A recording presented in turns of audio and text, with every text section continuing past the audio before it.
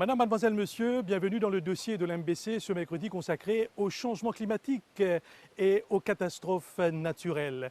Pourquoi nous sommes ici à l'hôtel intercontinental à Balaklava? Eh bien, parce que ce lieu abrite en ce moment une importante réunion de haut niveau internationale sur la gestion des risques de catastrophes naturelles. Et cet événement tombe à pic parce que tout récemment, il y avait la 22e conférence des parties au Maroc sur le climat. Et bien justement, avant d'entrer de plein vif dans le dossier, je vais vous proposer la proclamation de Marrakech sur le changement climatique qui sera suivie éventuellement par un reportage bilan de nos confrères de France 24 sur la COP22. Je vous retrouve juste après. La COP22, ou la 22e conférence des parties sur le climat qui s'est achevée au Maroc le 18 novembre 2016, a débouché sur la proclamation de Marrakech. Cette déclaration signale un changement vers une nouvelle ère d'action en faveur du climat et du développement durable. Elle précise que notre climat se réchauffe à un rythme alarmant et nous avons le devoir urgent de répondre. On se réjouit de l'entrée en vigueur de l'accord de Paris ratifié à ce jour par 111 pays, dont Maurice, en vue de limiter la montée de la température globale à moins de 2 degrés Celsius. La COP22 constate un élan extraordinaire en matière de lutte contre les changements climatiques partout dans le monde et appelle par ailleurs à un engagement politique des plus fermes dans ce combat. Une forte solidarité avec les pays vulnérables a été envisagée, tout en appelant les parties à renforcer les efforts pour éradiquer la pauvreté et assurer la sécurité alimentaire.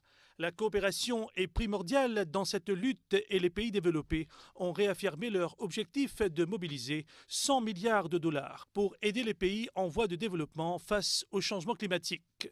Les acteurs non étatiques ont été invités à se joindre à cet élan mondial. En guise de conclusion, cette proclamation stipule que la conférence de Marrakech marque un point d'inflexion dans son engagement pour rassembler la communauté internationale afin de relever un des plus grands défis de notre temps, soit le changement climatique. À Marrakech, l'élection de Donald Trump était dans tous les esprits. Va-t-il faire sortir les États-Unis de l'accord de Paris? Va-t-il tenir ses engagements financiers? Des questions, pour l'instant, sans réponse. Climato-sceptique convaincu, le président américain élu avait, pendant sa campagne, qualifié le changement climatique de canular. Le message de la COP au nouveau président américain est tout simplement de dire nous comptons sur votre pragmatisme et votre esprit d'engagement. Les 190 négociateurs présents lors de cette COP22 sont restés sur leur faim. Au terme de ces 11 jours de discussion, pas d'avancée majeure, mais des négociations qui se poursuivent notamment sur les financements, un sujet sensible. Comment s'assurer par exemple que les 100 milliards de dollars annuels promis aux pays en développement seront bien décaissés en 2020?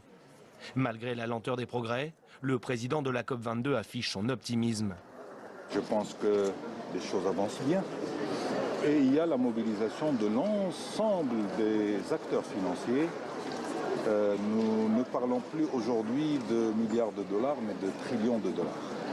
Au rayon des bonnes nouvelles de cette COP22, la ratification de l'accord de Paris par plusieurs nations dont le Royaume-Uni. Ils sont désormais 111 pays dans ce cas. Autre point positif, l'adoption de la proclamation de Marrakech. Un texte qui appelle à augmenter le montant, les versements et l'accès au financement pour des projets climatiques. La prochaine conférence de l'ONU sur le climat sera organisée par les Fidji. L'archipel du Pacifique étant dans l'incapacité logistique de l'accueillir, la COP23 se déroulera à Bonn, en Allemagne.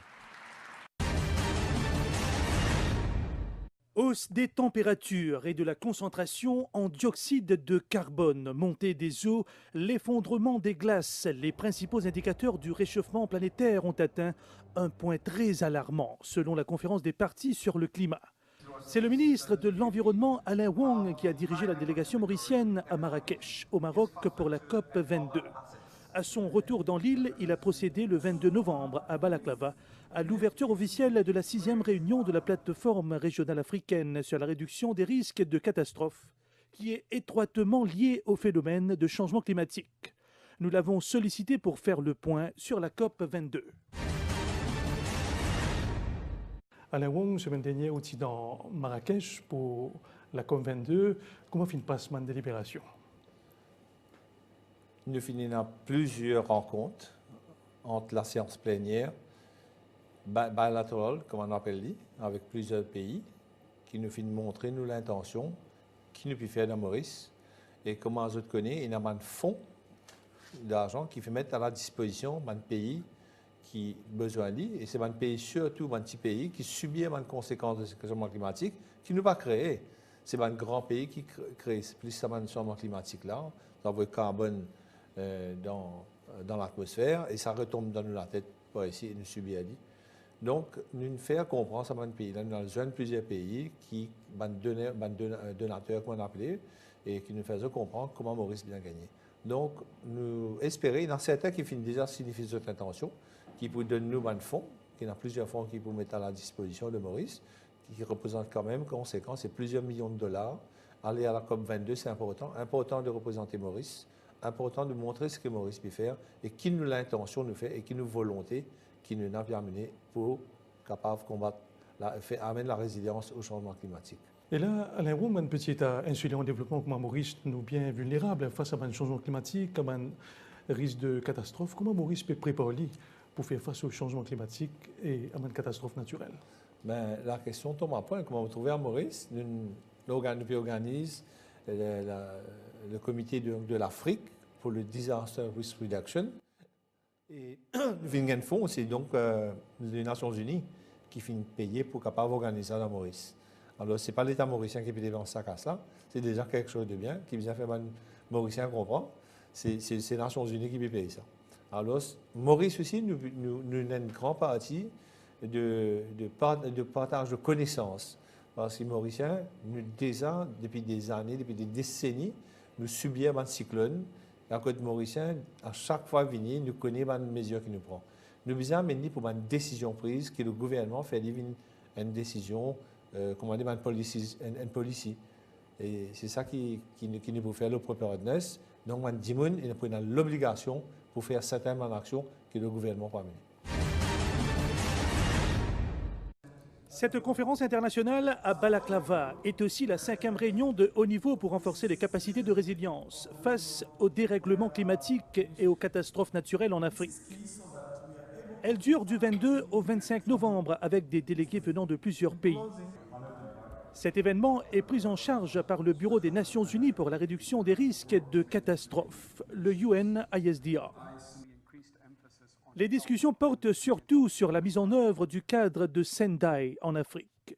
Ce plan, adopté à Sendai au Japon en 2015, fixe 7 objectifs mesurables à atteindre d'ici à 2030 pour réduire. J'ai à côté de moi Navin Maradou, qui est le chargé de programme et responsable de la gestion de catastrophes et réduction de risques au niveau de la Croix-Rouge de Maurice. Donc Navin, si vous pouvez nous parler un peu des projets de la Croix-Rouge de Maurice par rapport à la réduction des risques de catastrophes dans l'île. Effectivement. Alors, la Croix-Rouge qui est aussi présente dans la réponse aux catastrophes, mais nous avons pris conscience que de commencer à travailler en amont des catastrophes est aussi bien. Dans le sens, c'est que nous avons constaté que si nous investissons dans la communauté, l'impact des catastrophes naturelles va réduire. Je vais vous citer quelques exemples que nous avons mis en œuvre pendant ces années. Et nous avons vu aussi, c'est que travailler avec la jeunesse, travailler avec les enfants, nous permet d'investir sur les adultes de demain. Et un des projets que nous avons mis en œuvre, c'est d'utiliser le contage, d'utiliser le storytelling comme médium pour sensibiliser les jeunes enfants. Nous avons aussi développé des jeux ludiques qu'on a connus d'antan, le fameux jeu Snake and Ladders, que nous avons utilisé le concept afin de changer ce concept à devenir les aléas et les échelles. Alors ce genre d'outils nous permet à sensibiliser les jeunes, que ce soit dans des écoles, que ce soit dans des centres communautaires, que ce soit dans des forums publics, afin que nous ayons une jeunesse qui soit sensibilisée, mais aussi au courant de quoi faire en cas de catastrophe. Selon la plateforme d'intervention régionale de l'océan Indien, la PIROA, près de 100 millions de personnes sont exposées au risque de catastrophes naturelles dans le sud-ouest de l'océan Indien. Les pays de la région sont exposés à l'intensité des cyclones, aux inondations, aux sécheresses ou encore aux éruptions volcaniques. La PIROA estime que ces risques ne sont pas une fatalité, mais ils peuvent être gérés et réduits. Pour réagir contre les catastrophes naturelles dans la région, il y a aussi la plateforme d'intervention régionale de l'océan Indien qui comprend, comme vous voyez, le Croissant Rouge comorien, la Croix-Rouge française, la Croix-Rouge malgache, la Croix-Rouge de Maurice, la Croix-Rouge du Mozambique, il y a aussi la Croix-Rouge des Seychelles et finalement la Croix-Rouge tanzanienne. Et là, j'ai le plaisir d'avoir à côté de moi Mathieu Pasquier, qui est le responsable de la réduction des risques de catastrophes au niveau de la plateforme d'intervention régionale de l'océan Indien. Donc Mathieu, si vous pouvez nous expliquer pourquoi cette plateforme. D'accord. Alors pourquoi cette plateforme dans l'océan Indien? L'océan, la zone de l'océan Indien est particulièrement exposée à une série d'aléas naturels, qu'ils soient climatiques ou géologiques. Je pense aux cyclones, aux volcans, à tout ce qui est en lien avec ces aléas. La plateforme d'intervention régionale a été créée en 2000 pour répondre aux catastrophes naturelles dans l'ensemble de la zone. Vous venez de citer les composantes de cette PIROA, auxquelles j'ajoute la Fédération de la Croix-Rouge et du Croissant Rouge et le CICR.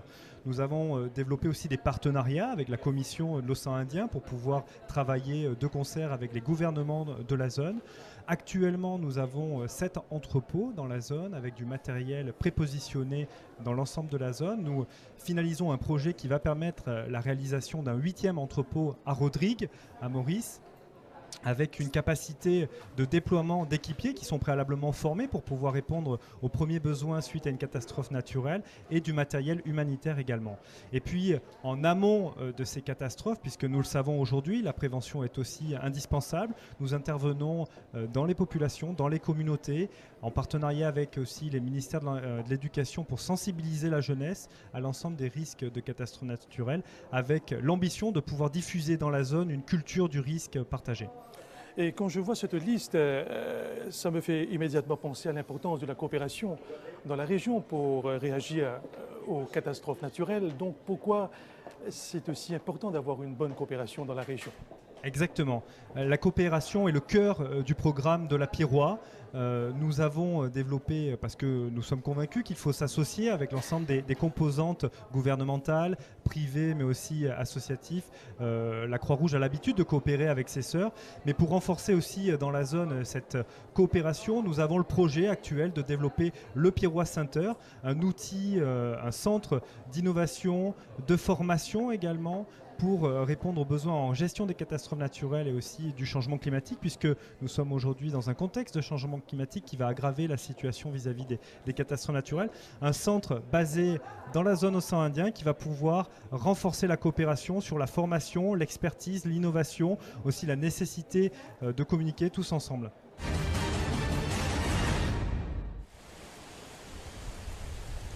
Les défis du changement climatique sont innombrables et donc la coopération internationale est vitale pour faire face au changement climatique et aux catastrophes naturelles. Donc c'est pourquoi la mobilisation s'organise ici à Balaklava avant qu'il ne soit trop tard. Je vous remercie de votre attention. Au revoir.